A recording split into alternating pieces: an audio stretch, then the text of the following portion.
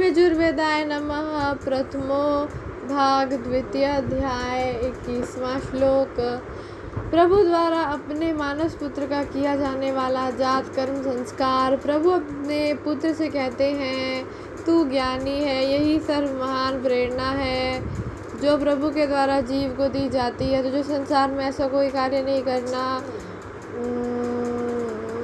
जो ज्ञानी को शोभा नहीं देता, क्योंकि हे ज्ञान ज्योति से जगमगाने वाले जीव, तू विद्वानों से ज्ञान को प्राप्त करता है, इसीलिए ज्ञानी हुआ है। उठो जागो, श्रेष्ठों को प्राप्त करके ज्ञानी बनो। यह उपनिषदों का उपदेश है। स्वाध्याय प्रवचन को तुझे कभी नहीं छोड़ना। सब उत्तम कार्यों को करते हुए तुझे इन्हें सदा अपनाए रखना है। स्वाध्याय ही परम तप है। मेरी प्राप्ति के लिए तू ज्ञान का पुंज बनना। ज्ञानी बनकर ही तू मुझे प्राप्त करेगा। ज्ञान ज्योति से दीप्त होने वाले ज्ञानी लोग मार्ग को जानने वाले होते हैं। ज्ञानी पुरुष को अपना कर्तव्य मार्ग सुस्पष्ट दिखता है। तुम मार्ग को जानकर मार्ग पर चलने वाले बनो। मनुष्य मार्ग से विचलित तब हुआ करता है जब वह अपने मन का पति नहीं होता। अपने मन को वश में न कर सकने वाला व्यक्ति कह उठता है, मुझे धर्म का ज्ञान तो है, परंतु मैं उधर चल नहीं पाता। मैं अधर्म को भी जानता हूँ, परंतु उससे हट नहीं सकता। प्रभु कहते हैं, हे मन के पति जीव, तू अपने मन को वश में कर और दिव्य गुण वाला बना हुआ तू इस यज्ञ का लक्ष्य करके आत्म त्याग करने वाला बन और इस संसार सकट के चलाने वाले वायु नामक प्रभु में अपने को स्थापित कर। वे प्रभु ही वायु व वात गति देने वाले हैं। तू अपने द्वारा किए जाने वाले इन यज्ञों को भी प्रभु की शक्ति से संपन्न होता हुआ समझना।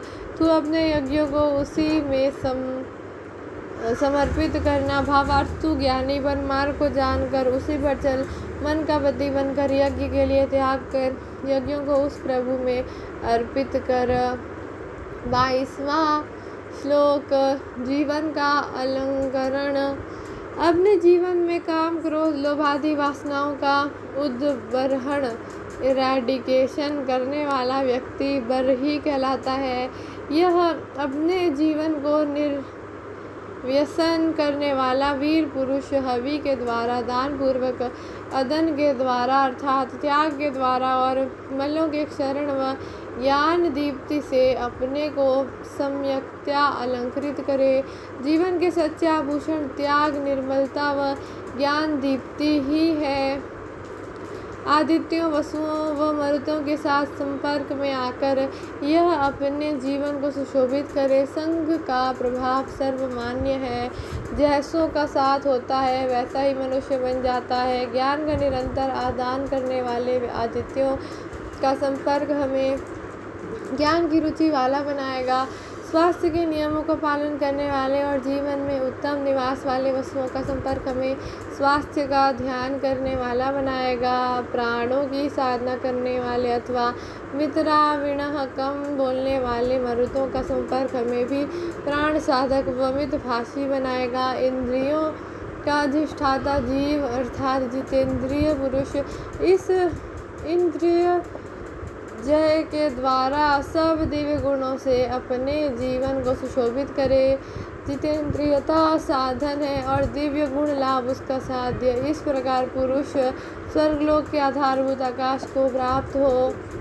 इस मंत्रांश में त्रिलोक स्वर्ग का पृष्ठ है। जब मनुष्य सब दिव्य गुणों से अलंकृत होता है, सब देवों का निवास स्थान बनता है, तब उसका अगला जन्म इस मर्त्यलोक में न होकर स्वर्ग लोक में होता है।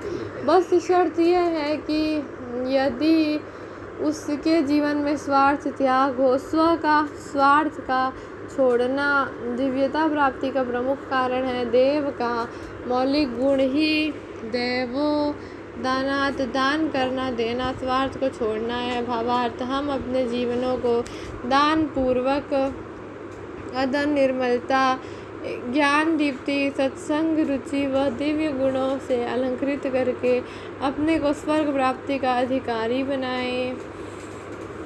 23वां श्लोक विमोचन।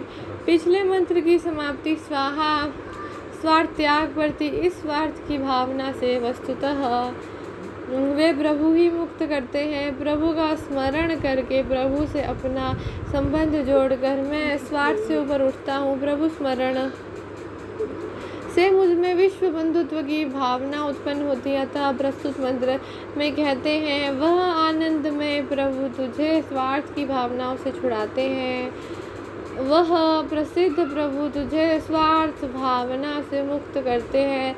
स्वार्थ भावना से ऊपर उठने पर मनुष्य का एक जीवन सुखमय होता है और आमुष्मिक जीवन का कल्याण भी सिद्ध होता है।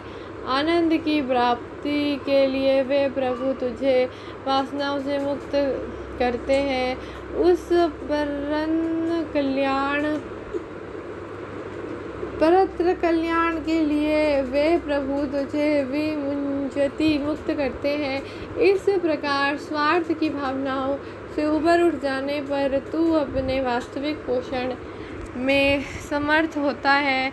यह स्वार्थ असुरों का मुख्य गुण है। उसे नष्ट करके तू राक्षसी वृत्तियों का भगाने वाला है। राक्षसी वृत्तियों को तू अपने से दूर कर देता है। भावार्थ स्वार्थ भावना के छूटने पर ही ऐहिक और आमुष्मिक कल्याण निर्भर करता है। हम इस स्वार्थ के समाप्त होते ही दिव्य गुणों का पोषण होता है और राक्षसी वृत्तियां दूर भागती है। ओम यजुर्वेदाय नमः।